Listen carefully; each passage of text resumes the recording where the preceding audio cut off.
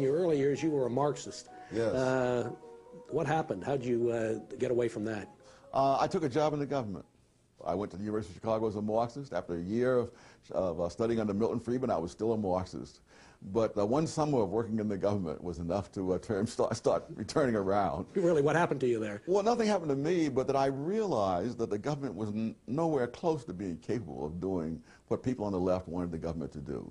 And that, in fact, we'd be lucky if they didn't make things worse. For example, I was in the Labor Department, and they administered the minimum wage law. To me, the question was, did minimum wage laws make poor people better off or worse off? Mm-hmm. That was not the question for them. The minimum wage law provided 1/3 of their total budget, and they weren't going to look at this other way. And as I tried to get into the question of does this cause unemployment and stuff like that, there was no enthusiasm whatsoever for that whole line of reasoning. You've written a trilogy of books about people you call the anointed, yes, which are basically liberals, mm-hmm, in American society. What do you mean by calling them anointed or self-anointed? That's right. There are people who seriously believe that they are wiser and nobler than others, and that the way to improve society is to have the government force people to follow what the anointed want, rather than let people do what they themselves want to do. And there are all kinds of fiascos that follow in the wake of this kind of notion. Conservatives are routinely blamed for not caring about people.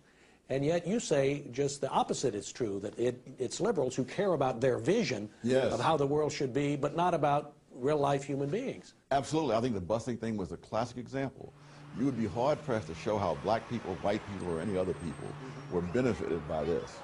But the liberals loved it. It enabled them to be morally superior to those who were fighting against busing.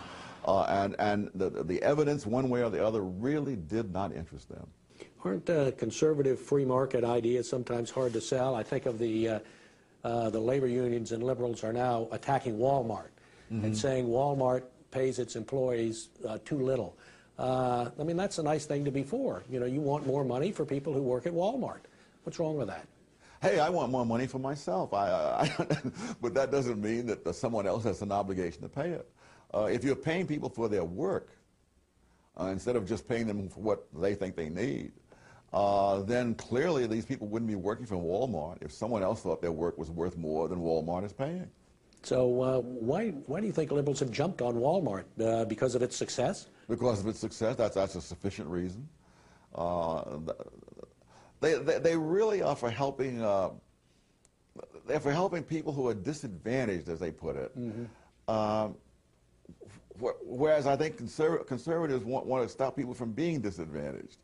You know, in other words, the liberals want to help the poor while they're poor, but really the biggest benefit is to stop them from being poor. And that they have very little interest in. What is the liberal premise?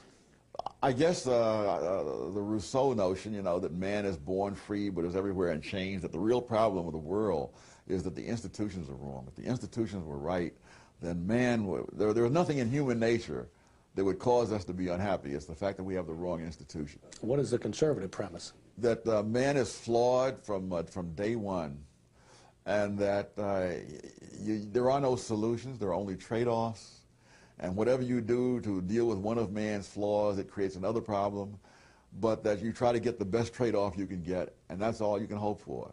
I've often said there are three questions that I think would destroy most of the arguments on the left, and the first is, compared to what? The second is, at what cost?